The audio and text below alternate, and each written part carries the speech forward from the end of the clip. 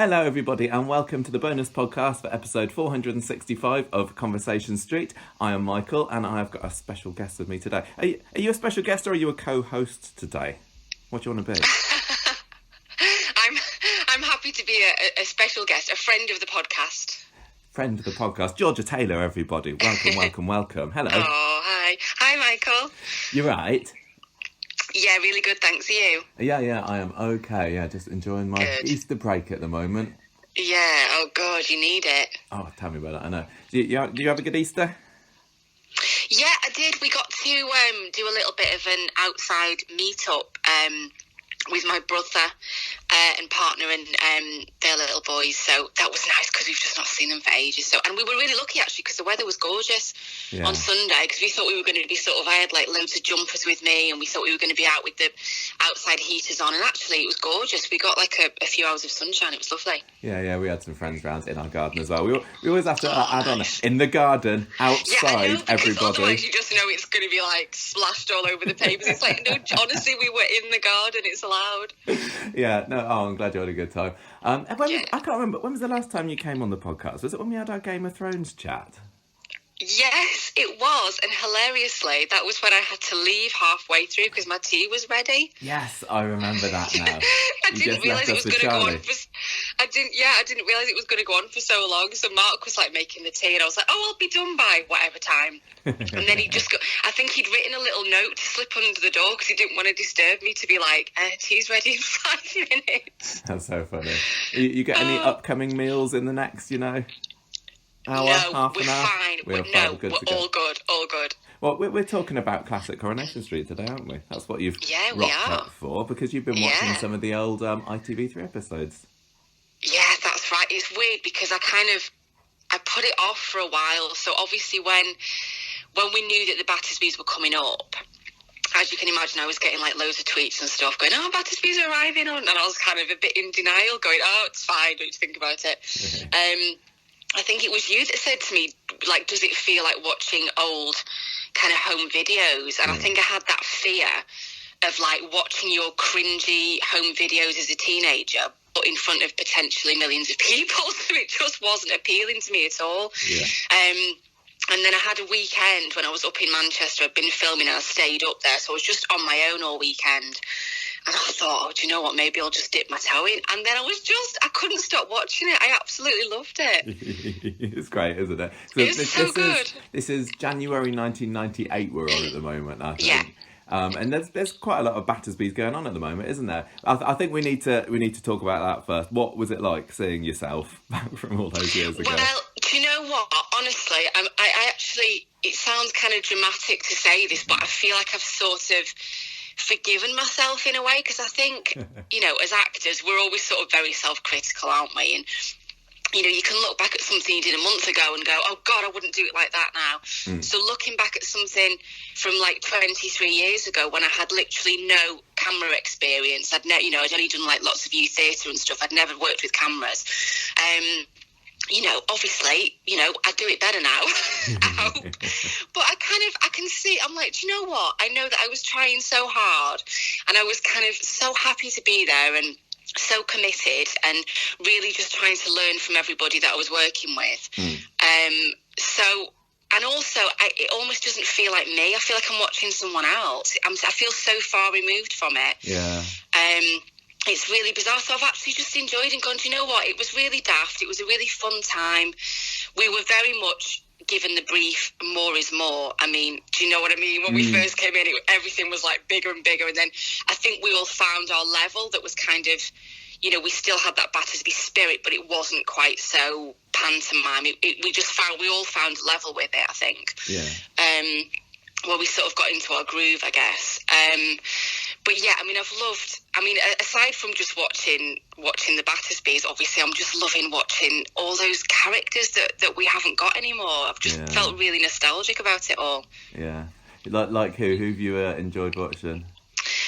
Well, the first episode, the first one that I watched, I kind of dipped in randomly, and there was a lot of stuff with Fred and Ashley, and I had such a new appreciation for that partnership watching it second time round. I just think they were both absolutely wonderful. And interestingly, it was all the stuff with Zoe, who was played by my friend Joanne Frogger, and we actually lived together probably around this time. So I think the first maybe 6 to 8 months that I was on the show, I was still living at home with my mum and dad in Wigan. And then Joe and I, because her family, she was in Whitby. So Joe and I decided to rent a flat together, which was so much fun. And I think this was probably around the time when we would have been moving into our little flat together. Yeah. So it was really fun watching all that stuff. And then obviously the classics like Jack and Vera, Alec Gilroy, all these, and Maud. Oh God, they were just wonderful. I think sometimes some of those characters kind of been lost to history a bit, haven't they? Especially like Maud. Maud's a brilliant character, but she doesn't get brought up very much when people talk about the old Corrie Battersbys. But she was in the show for quite a while in the 90s, and she was fab. Yeah, she was. She was extraordinary. I mean, she really was so kind of nuanced and just believable and very, very dry. I mean, and I remember her as a woman being just very lovely, very friendly, nothing frightening about her in real life at all. But yeah, you're right. There's been quite a few characters like that I've kind of gone, oh, I'd almost forgotten, and I'd just forgotten how wonderful you are. And I've just, the stuff that I've just been watching yesterday is all the Hayley stuff with Alma. And again, I absolutely loved Alma. What a fantastic character, what a brilliant actress Amanda Barry is. And it's really sweet because I think the stuff I've been watching is Hayley's kind of a bit obsessed with Alma because obviously she's a bit of a loner, and Alma's kind of shown her a bit of kindness, and Hayley's just taken that to mean that they're like best mates, and she's like following around, and it's just adorable. Yeah, because I obviously watched it back in the day, but as it was so long ago, I'd forgotten all the little details of it, and I'd forgotten how it all started with Hayley and her being a bit of she was obsessed, wasn't she, with Alma? Yeah. Like I said, somebody showing her a bit of kindness, but it immediately kind of makes you warm to her. She's just like you take pity on her, feel sorry for her, and you can see that she's lovely, and that's one of the things I love so much about Hayley. She's one of my favourite characters ever, just how pure and nice and good she is, and you can see that right from the very start. Oh, definitely, and I just think Julie's portrayal, so much of that comes from her. I mean, we shouldn't underestimate at all just what she brought to that character, because I think, she was only meant to be in the show for a short time. And, and it's difficult as an actor, coming into a job like that is difficult enough anyway. But if you've only got a limited shelf life, and, it can be even more nerve-wracking. But she just really took every single scene and every single line and just made it something really tender and beautiful. And you can see why she evolved into being, such a well-loved character. Oh, yeah, definitely. Now, you've not seen any of the stuff with her and Roy yet, have you? No, I can't wait. I can't wait to see that. I think I'm a couple of weeks ahead of you that way, but you've just seen Nick and Leanne's wedding, haven't you, which we'll get to in a little bit, but the Hayley stuff has just been her going around with Alma, so when you get to the Roy stuff, it's so lovely. I was looking forward to seeing that romance blossoming again, but watching it a second time, it just made me love them even more. Now, back then you didn't realise, what it was going to turn into. I think I probably enjoyed it, but it probably felt, just like, this is nice. These characters seem quite sweet together. But now know it's the beginning of this epic, 15-year relationship, and then obviously the tragedy, how it ends. Yeah. And it's just like, I really, really am loving it. Yeah, no, you're right. You can watch it now. We can watch it with hindsight and know what's coming, and just have a different appreciation of it. Yeah, definitely. And even like the fact that Roy doesn't know about Hayley's past yet, and that's still to come. And it's like I'm watching it thinking, I know it's going to come, and she's going to reveal it to him, and he's going to dismiss her, and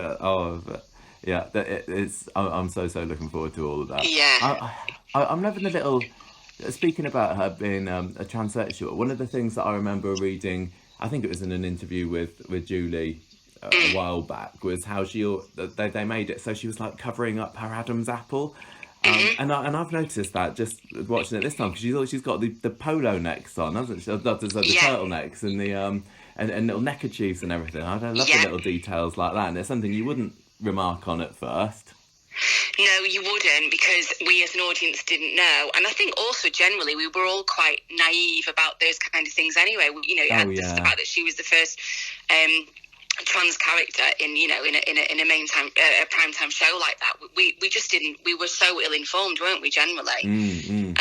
But yeah, you're right, just those kind of details, and yeah, just how important they were in just making a really well-rounded character. Yeah, and I suppose the fact that she's going after Alma and like wanting to be best friends with her is a bit like that, isn't it? She sees this role models that she wants to be like. Yeah, this really confident, kind of self-assured, brilliant, gorgeous woman. I mean, I can't praise Alma enough. She's just so watchable, and I love her relationship with Audrey. Her and Sue Nichols together. Oh, it's just genius. I know. And I think Audrey's been making fun of Hayley as well. I mean, they all have, really. It was just so sad. I mean, what you're about to come up to the dinner party that Alma arranges, and it's got, right. I think they're trying to set Hayley up with Curly, and then Roy's there as well, and then they obviously pair off. But Audrey's there just getting drunker and making these inappropriate comments, but you still kind of love her. Brilliant. You're right. The characters, there were just so many big classic characters back then. You just when you watch them, are you like going, it's such and such the character, or are you going, it's such and such the person, my colleague? I think it depends who it is. I think with some of them, with some of the people that say I didn't work with as much, then I'm able to sort of go, that, you know, I can see them more, I can step away from it more and see the character.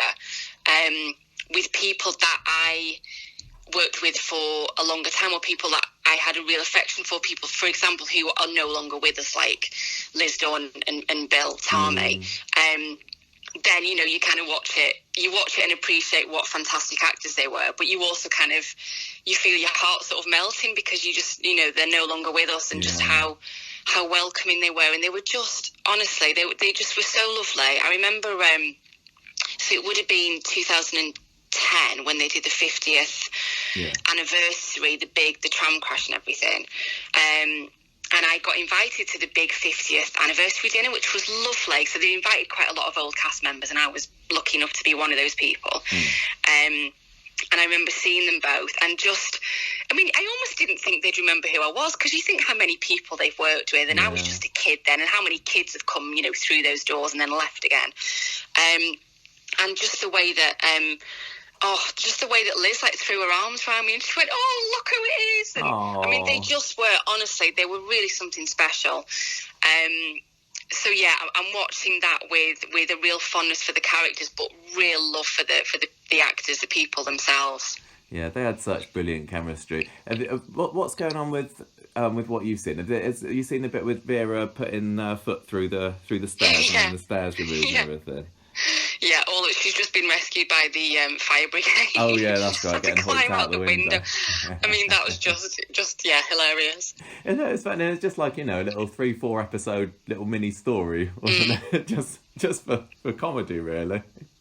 Yeah, but just done so brilliantly in a real nice mix of characters, and I love that relationship between Alec and the Duckworths. That's fabulous as well. And his kind of little asides and one-liners are just perfect. Oh, I know. He was so good, Roy Barraclough. Oh, so good. The thing with him in this story was he was refusing to pay for the stairs, wasn't he? Because he was like, well, no, those are perfect. You're up to your house, your living quarters, nothing to do with me. And exactly, I don't use them, yeah. Every excuse to try and save a bit of money. Definitely. Did your paths cross much, you and Roy? Because I mean, I can't remember. He left maybe late '98, I think. So I guess you wouldn't have had a whole lot of time working together. Yeah, no, didn't have a lot. But again, I remember him being absolutely gorgeous. I mean, really, just very funny, very warm. And again, just kind of all of these people that could have been so intimidating. And really weren't, because they really went out of their way to just treat us all as equals. And, you know, for someone coming into a job, me, having never, you know, it was my first professional job, you know, straight out of school, didn't know what I was doing. the fact that they were all so welcoming and so kind, when they could have just thought, oh God, who's this kid rocking up? Well, she didn't know what she's doing. But they didn't. They were just, I think they appreciate that you're learning on the job. And I think a lot of them, had a background where they learn on the job as well, whatever their first job was. So, there was a real kindness there. Mm-hmm.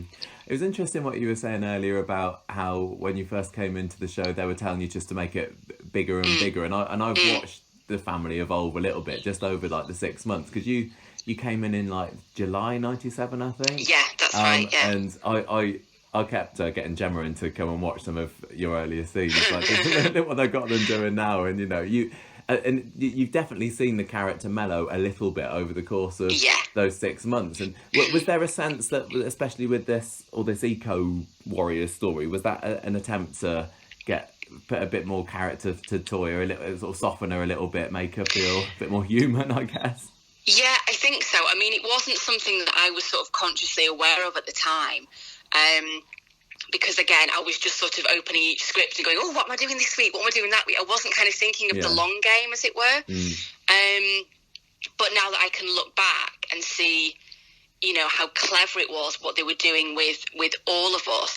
And I tell you what else I think is brilliant is very quickly, we had our unit as a family that was very strong, but very quickly we were integrated with every single character, so Toyah's got all her stuff with Emily and Spider, and then she ends up working in the cafe, so I had a lot of stuff with Roy, and and then you've got Leanne, obviously, with marrying Nick, and then there's the Platts, and then I think she ends up working very soon in the cabin with Rita. You've got Les, who's in the Rovers, he's kind of chatting with everybody and anybody, and then you've got Janice in the factory with all the factory girls.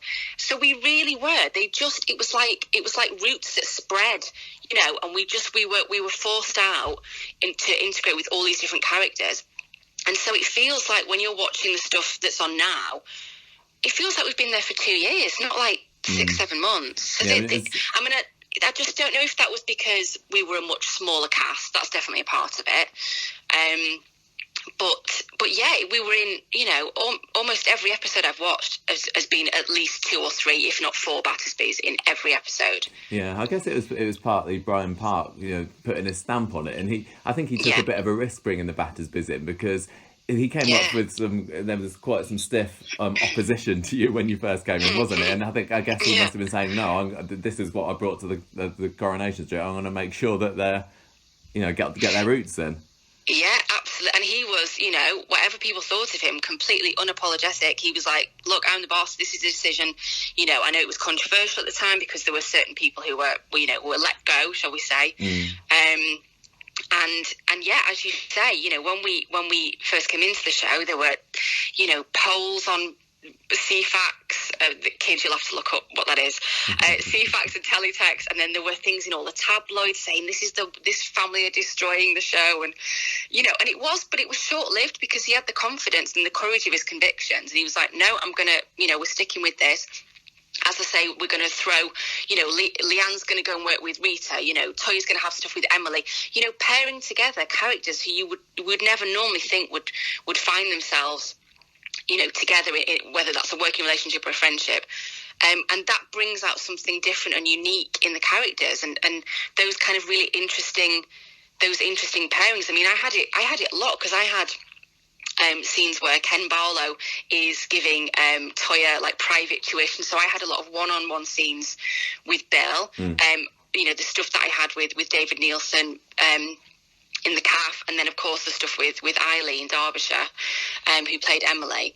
So I was really lucky, looking back as a young actress, getting to work with these, hugely experienced, really, really clever actors. Every single day. It was terrific. And then we also had, of course, Martin Hancock, who came in just 3-4 months after you, I guess, playing Spider. I've loved seeing him come back again. He was great, wasn't he? What a character. He really was. Do you know what? He really was. And again, I've got a newfound appreciation, because, obviously we got on brilliantly and we had a lot of fun together.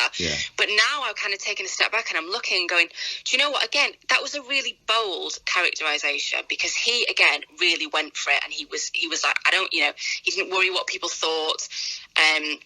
this was a character that had been brought in to really shake things up. And he absolutely committed to it and went for it. And we hadn't seen a character like that on, you know, primetime TV. We just didn't. And I think it's really interesting with where we're at now in terms of activism and the environment, and you know, we were kind of ahead of our time in a way, you know, with those kind of things. But no, I thought he was just a really bold character, and just a great addition to the show. Yeah, I've enjoyed seeing Toyah kind of getting her head turned by him, and that's kind of softened her a bit, hasn't it? Because she came in so hard and didn't care about anything, just was sitting in front of the telly, and then she's seen this guy that's made her swoon, and that's what's kind of started to give her those principles, isn't it? Oh, definitely. And I think she's still a vegan to this day. She wouldn't be cooking all those veggie lasagnas if it wasn't for Spider, would she? Listen, she's perfected that veggie lasagna. But no, you're absolutely right. And that character, Spider, he shaped the woman that she still is today. Yeah. That's, you know, I think that's very obvious. But I also think what's interesting is that Toyah was, we saw that different side to her when she was taken away from the family, because I always felt that Leanne was, you know, she was the cooler sister. She was the one that was a bit more streetwise, a bit more savvy. Yeah. And Toyah was kind of, you know, running around after her and trying to be like her. And when deep down, she was actually a bit softer and a bit more gentle. But, you know, that thing of the slightly older just wanting to be like her. But as soon as she was taken away from her and you know, meeting a new group of people with different kind of ideals, you know, something came out in her that I think was probably always there, but she hadn't been able to express in that family environment. You know, they'd have torn however many strips off her. Can you imagine if she'd always been like that? So again, it's bringing those characters out, mixing them with different people that brings different things out in them. Did it feel like it was supposed to be an issues storyline at the time? Because did you even have? Was there such a thing as issue stories in soaps? It feels like it's been a little bit more of a modern creation. Yeah, no, was it just a story? I think it was just a story, Michael. Because you know what else? I think what's different about the way that we address issues now is, for a start, we have things like social media. We have. There are always, there's a lot of publicity around the charities that soaps use to help with research. Often you'll have, you know, people doing interviews and they'll be talking about different charities. And I just think, although that might have been going on behind the scenes back in the day, it just wasn't really, I don't know, it wasn't really talked about in the same way. It wasn't like, oh, we're going to do an issue-based storyline about, you know, X, Y, or Z. It was just, right, what can we do with these characters? And they sometimes found themselves falling into an issue, but it wasn't set out as such. Yeah, that makes sense. It makes me wonder how different it would be if, say, they brought Spider back now and they wanted to have, you know, taken like you said, with all the current thinking going on with activism and Greta Thunberg and everything. Would they bring Spider back and then make a different, you know, make more of a deal of it? Now I don't know. So I'm trying to think how much of the protests have you seen watching it? Did you see any of the Alf back garden protest? I'm trying to pinpoint where you started watching. I tell you what I saw. I didn't. I was like, this is so of a different time. So I saw a bit where we were at Alf's back garden, or weirdly sort of side garden, it felt like. Yes. And the Weatherfield Gazette turned up, so there was a journalist and a photographer. And the photographer, so Toyah's in her school uniform. Bear in mind, at this point, she is still 15, right? She's not even 16. And he's going, there's a scene, I mean, I was outraged. There's a scene where he's kind of getting her to, like, pull her skirt up a bit and, you know, look a bit pouty, and he's kind of make these images. I don't know, I don't want to say the word sexy, because she was a schoolgirl, but yeah, it was kind of really close to the bone, where you just think... I know, I thought... Did it feel weird at the time, or did you just kind of go along with it because that's what was in the script? Or... I absolutely just went along with it. Honestly, it wouldn't have... I'd have just thought, oh, this is funny. I mean, honestly, just, you opened your script. What did it say? Right, that's what I'm doing today. Okay, I'll do that. Yeah. Didn't question it at all. But yeah, I don't think... Well, I certainly think that if that happened in an episode now, there would be consequences for that photographer. It wouldn't just be, oh, look at this you know, it was almost, it just had a different feel, didn't it? And that there was, you know, characters who now you'd go, God, that's really pervy. Then you'd go, oh, wink, wink, nudge, nudge, that's a bit camp. We just look at things differently now, don't we? Yeah, I mean, I guess it's the same with like the character of Reg Holdsworth, isn't it? Your path didn't cross because he'd left about 6 months before you joined, I think. But I don't think you get away with a character like that now. No, I don't think you would.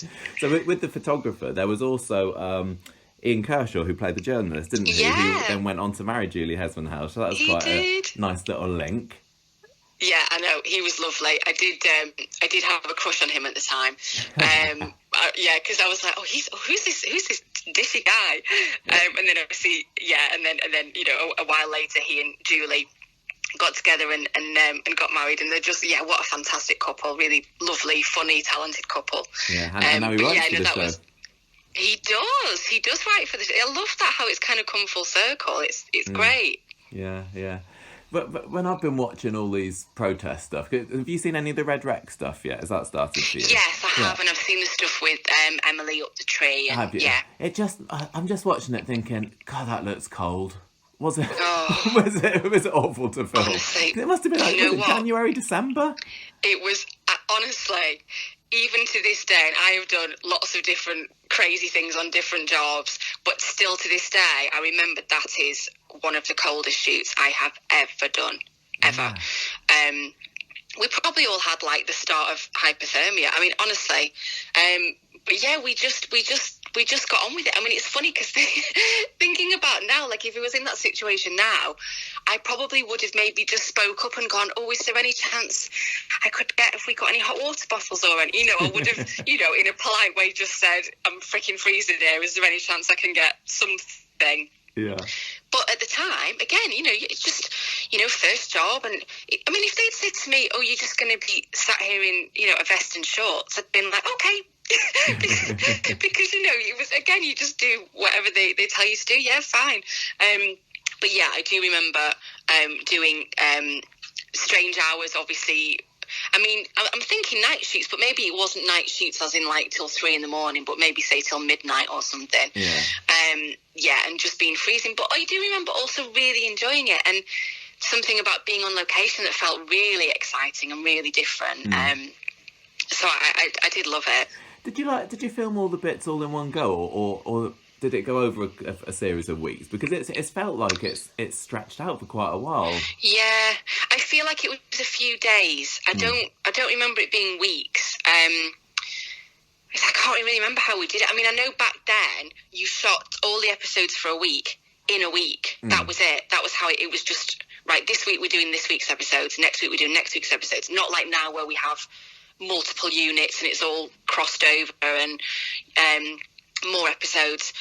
So that would suggest that we were there for several weeks in a way, but I can't remember whether they just grouped it all together as a one-off. Let's do 4 days here and get them all in the can, and then Didn't you used to do the location filming on the weekends? We used to do, well, I think what we used to do on a Sunday was we used to do all the exterior street scenes, and we used to do, they used to do the factory, people who were in the factory. Yeah. But I think probably a lot of it was on a Sunday, but I'm looking at that stuff with the Red Rec, and there was so much of it that I'm thinking it must have spread over into weekdays as well, because there was a lot of stuff there. Yeah. Was there much like interference from the public? Was it at Heaton Park? Yes, it was. Did you have to clear off the public or? No, again, I don't think so, because we were filming at night and it was in the depths of winter, so I don't think anyone was mad enough to have been there. So I don't really remember having an issue with people sort of standing around or anything. That's funny. I wonder how different it would be these days, whether more people would turn up. I suppose with things like with your social media and everything, the word would spread that you were there possibly more. I don't know. I think exactly that, definitely. I think, that is the case. You'd have the papers showing up and everything. Because this was just, on the eve of mobile phones and social media and everything, wasn't it? It was just that little period before that still kind of feels a bit modern. especially with Brian Part's influence in it, but you haven't got the internet yet, really. You haven't got, some of the characters have got phones, but many haven't. Most haven't, yeah. Well, that going back to the stuff with Jack and Vera, when they removed the stairs and she's stuck upstairs, the fact that I was just thinking, well, just call someone on your mobile, but then of course she doesn't have a mobile, and then she's trying to get Natalie like bring the home phone and stretch it up the stairs, and it won't quite reach. And so even that. And I tell you what else I found, that there's quite a few things where you go, gosh, it was such a different time. There was a scene in the pub where like one of the supporting artists, the extras, was just like smoking at the bar. Yeah. And even that, now you go, oh, what's that? Like, it just shows, the world has moved on, but those kind of things make it feel really old, Yeah, it makes me wonder whether people who are watching it now, who are a bit younger than us, that weren't around back then, do they watch that and go, wow, was it really like that? Because I watch it with a bit of a nostalgic feeling, going, I remember when it was like that, but I wonder how much of a different world it feels like to the younger viewers. I know, I'd love to. Yeah, it wasn't around for, the first time around who's watching it now. I'd love to know what they make of it all. It must be like a sort of modern history lesson. Yeah. Let's talk about some other stories then. What else have we enjoyed? Oh, the Nick and Leanne's wedding. That's so fun. Both Toyah and Leanne have changed so much since the early days. Haven't they? Yeah. She's not really recognisable, Leanne, now particularly, but she was again so hard faced back in the days. But I could still see a little bit of a softening to her because of her falling in love with Nick. Yeah, they're really sweet together, aren't they? I know. Really sweet together. Adam Rickett's Nick is so, delightfully dopey. You're so right. It's weird because obviously I'm so used to Ben Price and his version of Nick, who is just fantastic. That in a way I've sort of forgotten what Adam's Nick was like, because it was just so long ago. We were all just so accepting now, aren't we, of Ben, and that's the character. So I couldn't really, before I'd watched, I couldn't really tell you what Nick was like then, But having watched it, he's really endearing. You're right, he's kind of goofy, isn't he? Yes, he really is. And it's very much kind of Leanne who wears the trousers. But together, they're really sweet. They are like a little Romeo and Juliet. So, it's been really cute. And actually the scene where they're about to get married and she reveals that she's got this dress, and she tells him that she nicked it, and he's absolutely mortified, and he's like, no, this is not how we want to start our married life. We've got to be respectable. People aren't going to take us seriously. And you can see her face fall, and then she kind of makes up this lie where she says she's borrowed it from a mate, and damn well she hasn't borrowed it from a mate, she's nicked it. But he believes her as well, doesn't really interesting. But I thought those little details really interesting. I'd kind of forgotten that about him, that he was the one saying, no, we need to be respectable and upstanding members of society if we're going to be accepted, and I had forgotten about that. Yeah, we said earlier about us being able to see the beginning of Roy and Hayley's relationship, but I mean, Nick and Leanne, they're kind of still going strong all this time later. Yeah. I mean, they've had their breaks. Sure, they've had their little, their collar Peter breaks. Yeah, but it's really funny watching that this is the beginning of an epic Coronation Street romance. I know. Yeah, who'd have known that, 20, 23, 24 years on. Yeah, just brilliant. Tell you what, and if Gail had her way, it wouldn't have got any further past the opening stages, would it? No. She's been great. I've been loving watching Gail and just how much she's hated the idea of Leanne as a daughter-in-law and not having anything to do with her. She's been, not having anything. Well, it's just got shades of her relationship with Ivy, hasn't it? It's just moved on one generation. It's really clever. Yeah, you're right. I didn't even think of it like that. But, just being the mother-in-law from hell, really, isn't she? Exactly. So she suffered that with Ivy, who was, oh, God, what a fantastic character she was. And now she's turned into the nightmare mother-in-law herself. So I think it's really clever. Yeah, and then you got Martin, I suppose, who is a bit of the Don, just kind of trying to rein her in a little bit and, thinking that there's... Yeah. Because you still haven't seen the bit, obviously, where Gail has found out about the wedding, have you? No, I can't wait to watch that later. I know, I can't wait. That's still to come. What else is it? John and Deirdre. Oh. What a story that was. this has always been probably one of, if not my favourite Coronation Street story, and that's just been cemented now watching it again. Do you know what I think is so incredible? So when people think about that storyline, we remember that scene in the dock where Deirdre has been found guilty and she's sobbing and going, I didn't do any of it. You know, that famous scene that they pull out for all the clip shows. Yeah. But actually, the work that went into that storyline from Annie Kirkbride, the weeks and months before, as everything's just slowly unravelling, and just her kind of, her vulnerability and just the embarrassment of feeling, you know, so humiliated and ashamed, and her relationship with Ken and with Liz, just her portrayal was just fantastic because it was so believable. And although you're kind of screaming at her and you're going, oh God, you need to wake up, woman, you're also going, you can see how this does happen to people. I am just loving it. I think the way it was plotted was just fantastic. It's been so cleverly done. I mean, you've missed a lot of the groundwork for it.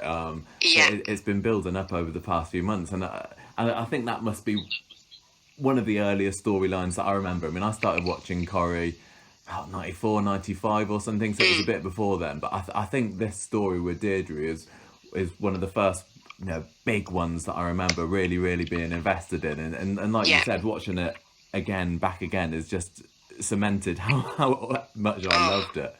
So clever.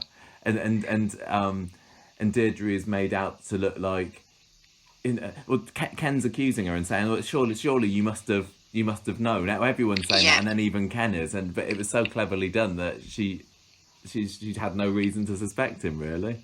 Yeah. No, it was terrific, and also it was a real slow burn of a storyline. You know, it was they'd really invested in it and just plotted it so carefully and so brilliantly. And I remember they got the whole kind of Free Deirdre campaign, and I remember that they got Jane and I to wear the T-shirts. Oh yeah. With her face on behind the bars, and we were on like the front page of, I want to say like the Sun or like one of those tabloids. But yeah, they had us on Jane and I on the front page, looking kind of serious and moody and pouty, like our go-to expression, but wearing these T-shirts. That's so funny. Are you kind of? Do you like the fact that Toyah's been softened a bit since then, or would you like to see a bit more, of her pouty side coming back? I think. Yeah, it's funny you should say that, Michael. No, I have got a few scenes. I can't say too much, but I have got a few scenes coming up where no spoilers. There's a little bit. No, absolutely no spoilers. Would never do that. But certainly where there's a little bit of spirit, shall we say? A little bit of, I think she still has that, and I certainly think that because she's so loyal, that if someone were to hurt anyone that she loves or cares about, that's when she'll get feisty, you know? And I still think that is there, and any opportunity to kind of show that. Because, you don't want to completely lose who that person was. So, it's just about trying to get a balance, I think, between a character that has evolved and who doesn't evolve over 24 years. I mean, no one's the same. And it's still great seeing the scenes with you and Jane together, like we saw... in last night's episode where Toyah's having a go at Leanne for getting involved, or she thinks she's getting involved with this new guy, Harvey, but it's actually the drugs dealer. Yeah. So it's not completely gone. Yeah, no, not at all. And I honestly think if Jane and I, A, weren't best friends in real life, and B, didn't have all that history, I don't think, we would have that special connection that people seem to really respond to as sisters, and it comes very easily. It feels very, very natural when we're working together. It's always just, oh great, I've got scenes with Jane, oh fab, it's going to kind of take care of itself. And that comes from that extraordinary history that we've got together. Yeah, hasn't she been brilliant these past 6-8 months or so? I can't, but she's just non-stop. I don't even know how. She's just not a wisp of a human. Do you know what I mean? I'm like, I don't, but she's not. She's coming in every day. Honestly, she's just blown me away. I mean, I always knew she was terrific, but I mean, I feel like she's just been like carrying the show the last year. Do you know what I mean? And I think also because, normally, as you know, what happens is when someone has a huge storyline like the Oliver one, then they kind of take a back seat. they're usually written out for a bit. They get to have a bit of a breather. But Jane has gone straight into this storyline with Simon and Harvey, and so she's had absolutely no respite at all. It's just been like non-stop. Yeah, and I think she's just been amazing. I mean, in a way, it's testament to how good she is that they don't want to give her a break. Do you know what I mean? I think they're like, oh, we could do this and we could do that, but you know, she will get a bit of downtime soon, and hopefully she'll, you know, things will start opening up again, and she can actually, you know, do some nice, enjoyable things with her family. Yeah. I'm just having a look. I've made a few notes here about the classic Corrie thing. I'm thinking what else we have. Oh, I know. Speaking of mother-in-laws, we had Mama Habib, didn't we? Toyah's kind of mother-in-law making a very early appearance as Deirdre's brief. That was quite fun. What was it like seeing her again? I know. Oh, well, I always remembered her. I mean, I always said to Kim sort of more recently that I remembered her from back in the day, because I remember just thinking that she was, oh gosh, who's this? Oh, she's so beautiful and glamorous and fabulous, and she's playing this solicitor, you know, thinking, kind of looking up to her a bit, although she was so super young herself then. Yeah. But, you know, back then when I was 17, I sort of looked up to her. Now I look back and go, God, she was really young herself, and having to work with those really well-established characters and have such authority, like, God, you'd be just so nervous, wouldn't you? But yeah, it's always lovely, isn't it, when you look back and you see characters, you know, when they were in a different identity playing someone else, and that happens a lot on these kind of long-running shows, doesn't it? Yeah. Speaking about characters' ages, that's been something that I've remarked on. Like, obviously back in the day, I think all the characters were just older than me, but now watching it, like, oh, they're actually quite a bit younger. Like, they were talking about Hayley's age the other day, and she's like in her late 20s, and I was like, oh my God. I'm 10 years older than Hayley was when she first started. So Jane and I have been having the same conversations, like texting each other all the time. So I was watching stuff with Deirdre and Liz, and I was like, I actually think, oh my gosh, they were around the age that we are now. Yeah. Annie maybe a couple of years older, but certainly Bev was around the age I am now, if not younger. And I find that astonishing. It's not because they look old. It's just because, you know, remembering it, you know, at the time, they were so grown. You know, I looked up to them. They were grown-ups. They were adults. They were experienced. Yeah. And now I'm kind of going, oh God, that's us now. That's where we're supposedly at now. But yeah, just the ages of everybody. You know, I'm sort of Googling everyone on everybody's at Wikipedia, trying to work out everybody's ages, going, oh God, that person that I thought was really, really old was actually only about 50, but I thought they were like an old nana. Do you know what I mean? I know. So I agree that the age thing is really been very amusing to me, but also slightly disturbing. I don't think I noticed at the time what an age gap there was between Roy and Hayley, because again, to me, like, as teenage Michael watching it, it's just like, they're older than me. Yeah, right. Why not those together? But there was quite a gap there, wasn't there? Yeah, there was. I mean, I don't even know. Yeah, what would Roy have been then? Sort of mid 40s? I guess so. Yeah. Late 40s. Yeah, and she was late 20s. Yeah, gosh. I mean, huge then. Old enough I don't remember that, like the age gap being commented on at all. No, not at all. I mean, again, I think it's if it was the other way around, it's always more noted, isn't it, when you have a younger guy with an older woman. Even still to this day, unfortunately, people still have that attitude, don't they? But yeah, no, you're right. Back then, it just wasn't even something that was considered. No, that's so funny.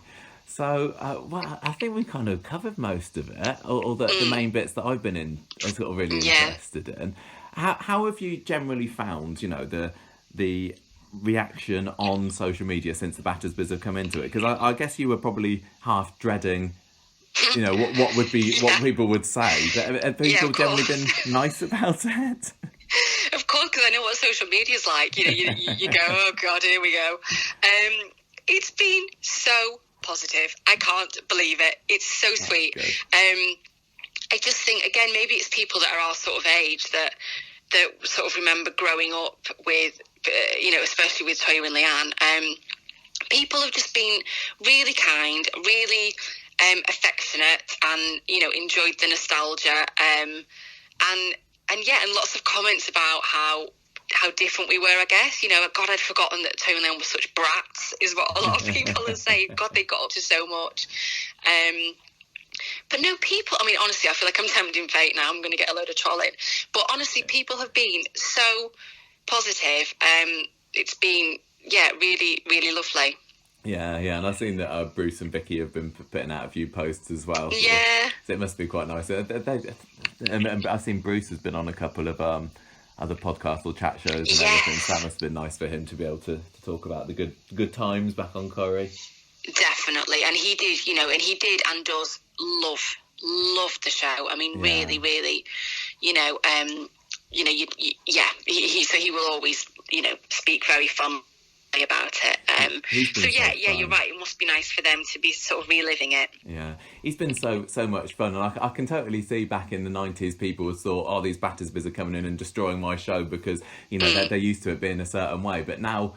I know it turns out fine. I can watch it and go, they were great. Les falling, Les crawling along the attics and going into Emily's house and nutting Curly and all that. It's just a laugh.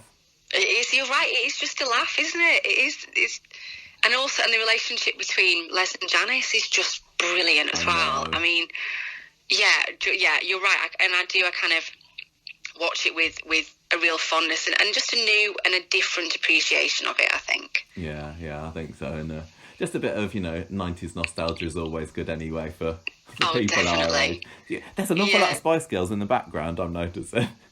Yes! Well, of course, it all started, didn't it, with Leanne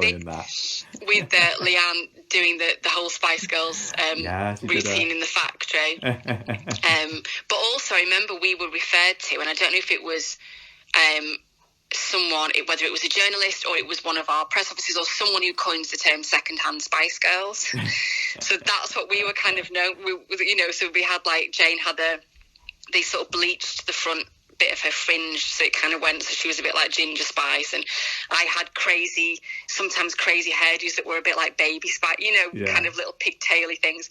So we were sort of known as the second-hand Spice Girls. But you're right, there's loads of it, and just all the music and everything they've got in the background. It's funny actually, I was watching a scene the other day where they had music on in Roy's Rolls, which was really jarring because obviously we don't have that now, and it was so loud. It was like a blooming club, and I was like, gosh, this is just, it really kind of jumped out to me. I thought, obviously we don't, Roy certainly wouldn't have that nowadays, but it did sort of make me laugh. Yeah, I mean, they went years without having any kind of background music in Corrie, and then I think it must have been in the 90s at some point. They just decided, let's start putting background music everywhere, like they had the jukebox in the Rovers, for example. Yeah. So do you reckon you're going to try and carry on watching some of the older episodes, even if it's a bit difficult to watch all of them, 2 a day, but you're going to keep dipping in every now and then, do you reckon? I'm definitely going to keep dipping in. Yeah, it's just a really nice, and obviously they're only whatever they are, 23 minutes, and just a really nice thing to kind of dip into. I mean, I don't think, as you say, I'm going to be able to keep on top of the 10 episodes a week on top of trying to watch Corrie as it is now, because I can't even keep up with that. But it's one of those things, if you've got a free afternoon or a Sunday afternoon or something, it's a really nice thing to just put on and just enjoy kind of wallowing in it and just remembering all those wonderful characters. Yeah, see, the habit that I've got into now with it is I watch it before I go into work in the mornings, and with my Virgin TV, you got this feature where you can watch things like slightly faster. So I'm watching sped up. Oh, that's so funny. It's everyone's voice, because sometimes, like Jane and I, sometimes our voices were a bit like that, and we'd be like, I'm not doing... So we must sound ridiculous. No, it's not pitching it up, it's just making it ever so slightly faster, and then you notice it sometimes when there is music going on in the background, or even when it goes to the break, and it's like... Da, da, da, da, da. But that's how I'm finding I'm able to get through it, and then it's like half an hour before I go into school every morning. Just about managing it. Are you kind of... Do you remember what happens next? Do you think kind of watching it thinking, oh, I wonder what happens here? Or is it like, this is going to lead to such and such? At the moment, I haven't got a clue, honestly. I haven't got a clue. I sort of know in terms of my own stuff, I remember what storylines I had. So things like, and it was referenced in current Corrie about Toyah hitchhiking to London to go and find her dad. Yeah. So I think that must be coming up at some point, because it was, she was still it was still quite early on. I was still very young then. So that's going to be coming up at some point. A few other bits and bobs, but in terms of what's going on for other characters, no, I can't remember at all. So I suppose you're a bit like me. You kind of remember some of the big headlines, like we know that Deirdre's going to get sent down. And, of course, yeah. But yeah, it's the same with me. It's kind of a bit of a mystery, and then when it happens, sometimes I'm like, oh yeah, I remember this, and other times I can be watching it thinking, I know I must have watched this back at the time, but I've got no memory of it. Recollection. Absolutely. Well, imagine being me. I'm watching it going, I have no recollection. Don't remember filming this. Don't remember this. Never seen this scene before. I guess I've filmed, however many thousands and thousands of scenes of Corrie and other shows since then. It's just flown out of my head. I just can't remember it. Yeah, that must be so weird, because you think, well, I was definitely there. There's evidence in front of my eyes. Yeah. But... Exactly, I'm not like a hologram or something. It's definitely me, but no, it is. It keeps it fun, actually. Not knowing every single thing that's going to happen, it kind of makes it more fun to watch. Yeah, the other thing I remember that's going to be coming up for Toyah is doesn't Spider have another girlfriend coming up? Log. Yeah, she must be coming up soon. Played by the brilliant Zoe Henry, who is a regular in Emmerdale. She's been in Emmerdale for years now. Oh, really? Yeah. Yes. Yeah. Log, and then obviously. That's when you do your prawns. Your antifreeze in the prawns, isn't it? Yeah. Oh no. She's lovely. But she's a regular in. Well, she's been in Emmerdale for a long time, 10, maybe 15 years. I don't know. No idea. But yeah, you're right. That must be coming up really soon. Yeah, and I'll tell you what I'm also looking forward to is the stuff with Zoe and the cult, because yes, that was weird back then. So that's going to be another one that I'm going to watch. Is it going to seem weird, or is it just going to be like, oh, whatever? I don't know. But no, you're right. I'm looking for. I was remembering that the cult of Nirab, wasn't it? Because it was an anagram of Brian. Oh, it's really nice that you're friends with Joe. I don't think I realised that until you told me a year or two ago. Yeah.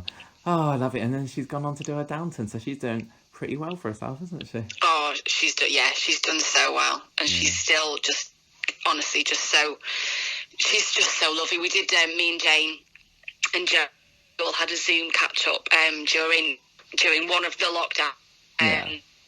And it's lovely because even if we don't see each other for a long time, when we the three of us, when we together or have a chat, it just feels like no time has passed at all. Because we went through so much together. We were so young. Those real formative years. So yeah, it's lovely to see her do so well, because she's a real good egg.